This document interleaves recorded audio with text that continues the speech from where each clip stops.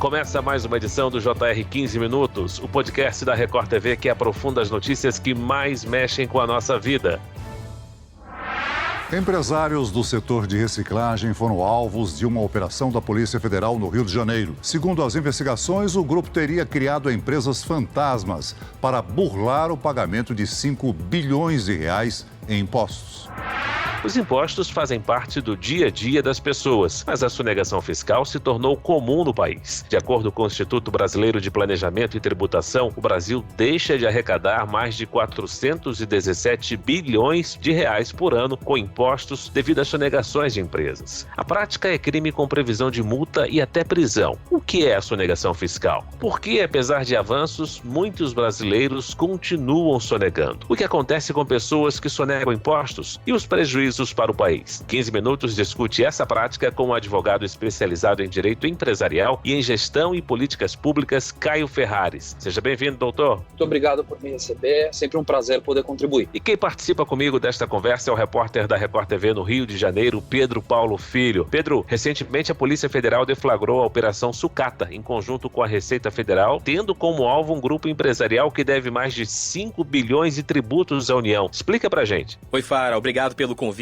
Olá, Dr. Caio. Fara, os agentes deixaram a sede da PF para cumprir mandados de busca e apreensão em endereços aqui no Rio de Janeiro e na Baixada Fluminense. O alvo dessa operação foi um grupo de empresários de uma mesma família que produz insumos para a indústria a partir da reciclagem de sucata, ferro e alumínio, por exemplo. Eles teriam usado mais de 50 empresas, a maioria fantasma, para burlar o pagamento de impostos no Rio e em outros estados. Dr. Caio, esse não é um caso isolado. Então é bom começar explicando o que é a sonegação de impostos. A sonegação de impostos, a gente vai encontrar previsão do ponto de vista penal na legislação esparsa, ou seja, fora do Código Penal e também dentro do Código Penal. A figura, digamos, ampla da sonegação de impostos está na Lei 8.137 de 1990, que traz em seus dois primeiros artigos, artigo 1º e artigo 2º, as condutas que são proibidas e são consideradas, tipificadas como sonegação fiscal. Nós temos duas previsões, digamos assim. A primeira,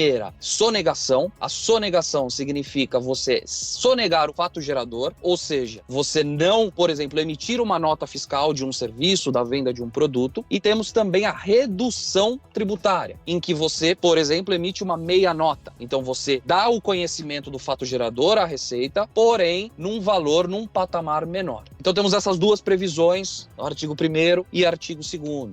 A diferença do primeiro para o segundo, na realidade, é que o primeiro diz respeito a quando há efetivamente um valor de tributo a ser pago para a Receita Federal, enfim, para os órgãos arrecadatórios. E o artigo 2º é quando há o descumprimento de uma obrigação acessória, uma omissão, eventualmente, de uma renda, de um bem, de um valor, mas não há efetivamente um valor a ser recolhido. Também uma previsão, a previsão do Código Penal, artigo 168A, que é apropriação indébita previdenciária, quando se deixa de repassar aos cofres públicos os valores descontados de contribuições previdenciárias dos funcionários. Então essas são as principais figuras, de sonegação fiscal aqui no nosso país. Dr. Caio, ao contrário do que muitas pessoas pensam, a sonegação fiscal não está relacionada apenas a emitir nota fiscal. Existem outros tipos de sonegação que devem ser consideradas? E essa prática acontece de diferentes formas? Perfeitamente. Nesse artigo 1º e artigo 2º que eu mencionei, existem diversos incisos que trazem hipóteses legais em que essa sonegação poderia acontecer. A não emissão de uma nota fiscal ou a nota fiscal emitida a menor, efetivamente é uma das práticas que pode levar à tipificação do crime de sonegação. Existem outras, como, por exemplo, fraudar a fiscalização tributária, não apresentar alguns documentos durante uma fiscalização administrativa, por exemplo, a criação de mecanismos, empresas, interpostas pessoas para justamente você ocultar um fato gerador ou uma responsabilidade tributária. Enfim, existem diversas figuras e possibilidades que levem sonegação, enfim, à redução ou à supressão de impostos. Agora, Ora, o objetivo de quem sonega é, na maioria das vezes, pagar menos impostos ou simplesmente não pagar. Só que essa fraude pode gerar problemas para a empresa. E aí aquela ideia de tentar economizar vai pelo ralo, né, doutor Caio? Exatamente. Obviamente que durante uma investigação, então primeiro numa fase preliminar, administrativa, junto ao fisco, e depois numa fase de inquérito policial, as autoridades vão verificar os motivos que levaram àquela prática. Efetivamente, grande parte das denúncias, das operações,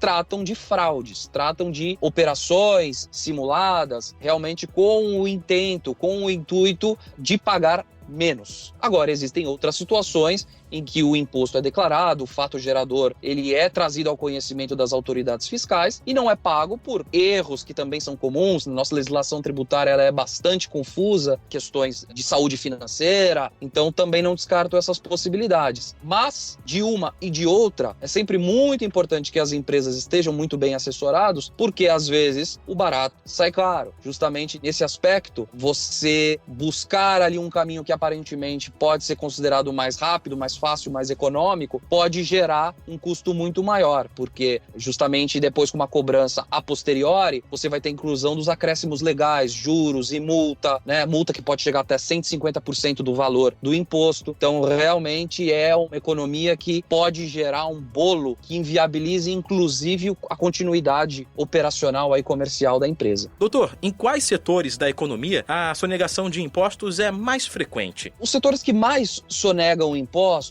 a gente pode falar principalmente circulação de mercadorias, empresas que estejam ali recolhendo ICMS, porque se trata de uma legislação extremamente densa, complexa, interestadual, então há movimentações interestaduais. Então aqui eu posso citar, por exemplo, ramo dos combustíveis, eu posso citar aqui varejistas alimentícios, né? Então assim, produtos que gerem essa circulação, crédito, então a gente tem toda uma lógica aí de tomada de créditos, de substituição tributária, enfim, me parece que quanto mais complexa questão do recolhimento de tributos e acessórios também, quanto mais difícil entender essa legislação, abre margem tanto para o lado de boa-fé, de erro, pode causar uma sonegação ou uma redução, como também da má-fé, da fraude, porque é tão complexo que te possibilita aí diversas empreitadas, digamos assim, com o intuito de sonegar esses impostos. Além disso, esse problema não é encontrado só em empresas de pequeno e médio porte. Hoje, muitas grandes empresas podem sonegar impostos no Brasil. Doutor, os ricos têm estratégias para tentar escapar das obrigações com a Receita Federal? A sonegação fiscal, o não cumprimento da legislação tributária, não é exclusividade de autônomos, pequenas empresas, empresas familiares. Efetivamente, há notícias, né, até pela imprensa, de grandes conglomerados que estão discutindo aí em esfera administrativa ou até mesmo em esfera penal, procedência do pagamento de impostos. Com relação à criação de estruturas, efetivamente, quanto mais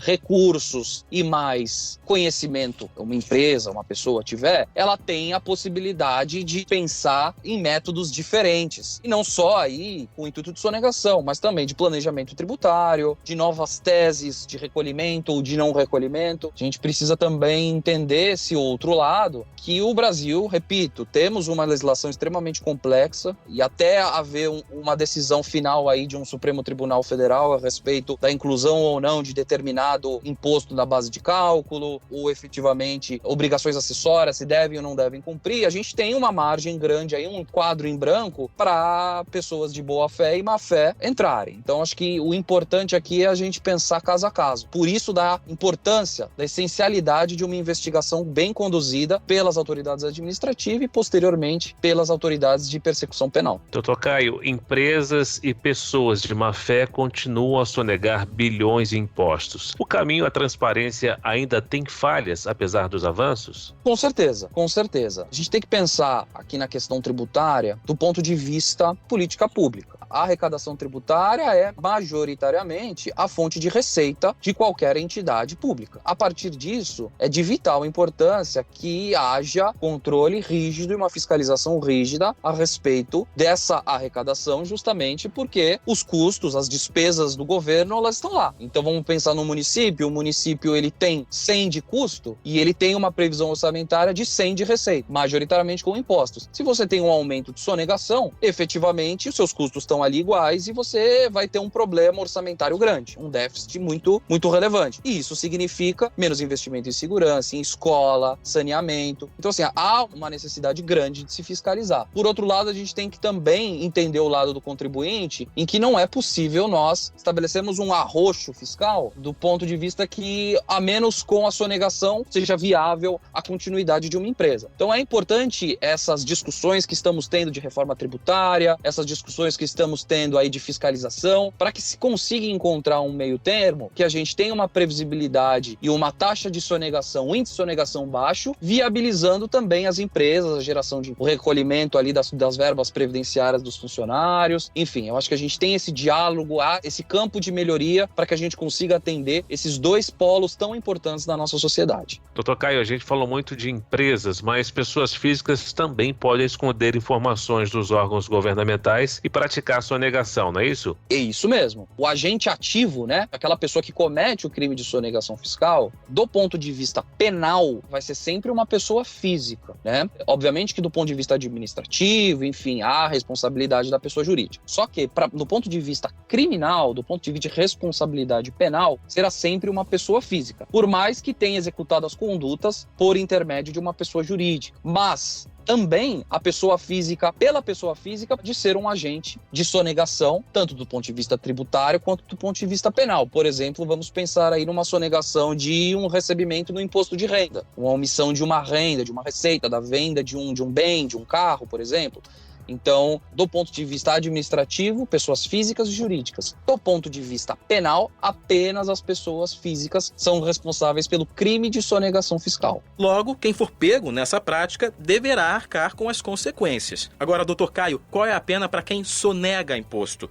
A punição pode variar de acordo com a gravidade das infrações? A pena, tá? Então, especificamente, essa Lei 8137, que trata aí dos crimes contra o sistema tributário, a pena da sonegação fiscal é de 2 a 5 anos, tá? De reclusão de liberdade e multa. Essa multa e essa pena, a gente tem esse alcance de 2 a 5 e a multa que pode variar ali de 14 a 200 aproximadamente salários mínimos, é um pouquinho mais, né? 1.700. Então, essa variação vai ficar a critério do juiz, que vai analisar, entre outras coisas, a conduta social, a personalidade, os motivos do crime, né? Então, ele vai fazer essa análise e aí ele vai fazer a dosimetria, ele vai conseguir mensurar dentro dessa régua qual que seria a pena aplicada para aquele agente. Se lembrar também que no caso da Lei 8.137, existe também a previsão de um aumento de pena, né, em decorrência de um grave dano à coletividade. Então, uma sonegação que gere um grave dano à coletividade. E, recentemente, os tribunais superiores estão estabelecendo que esse patamar seria R$1 milhão. E aqui é acrescidos juros e multa. Então, uma sonegação fiscal que ultrapassa esse valor de R$1 milhão é considerada como um grave dano à coletividade e, por consequência, também vai ter um aumento de pena. O que fica claro, doutor, é que quando as empresas ou as pessoas sonegam impostos, acaba faltando dinheiro para investir em serviços públicos. Ou seja, a conta acaba ficando para a sociedade, para o cidadão comum. É isso? Perfeitamente. Temos que entender os impostos não simplesmente como uma obrigação em si mesma. Ela é a principal fonte de receita do Estado. Então, não ter uma arrecadação que se assemelhe à previsão orçamentária anual, enfim, obviamente essa conta vai ser paga de alguma forma, que vai ser muito em função desse déficit aí da prestação de serviços públicos. Então, a conta precisa fechar. Se eu tenho 10, eu gasto 10. Se eu tenho 100, eu gasto 100. A partir do momento em que você deixa de arrecadar, você deixa de gastar. E aonde o Estado deixa de gastar? Em serviços públicos, políticas públicas, segurança. Em vez de trocar uma viatura, não vai trocar. Em vez de melhorar ali as dependências de uma escola, não vai melhorar. Enfim, quem acaba pagando essa conta, efetivamente, é a coisa pública. Ok, nós chegamos ao fim dessa edição do 15 Minutos. Eu agradeço a participação do advogado especializado em Direito Empresarial e em Gestão e Políticas Públicas, Caio Ferraris. Obrigado, doutor. Eu quem agradeço, fico à disposição. Agradeço também a companhia do repórter da Record TV do Rio de Janeiro, Pedro Paulo Filho. Valeu, Pedro Paulo. Eu que agradeço, Fara. Muito obrigado. Obrigado, doutor Caio. E até a próxima. Esse podcast contou com a produção de David Bezerra e dos estagiários Lucas Brito, Fernando Russo e Kátia Brazão. Sonoplastia, Marcos Vinícius. Coordenação de conteúdo, Edivaldo Nunes e Deni Almeida. Direção editorial, Tiago Contreira. Vice-presidente de jornalismo, Antônio Guerreiro. Você pode acompanhar o JR 15 Minutos no portal r7.com, nas redes sociais do Jornal da Record e nas principais plataformas de streaming. Te aguardamos no próximo episódio. Até lá!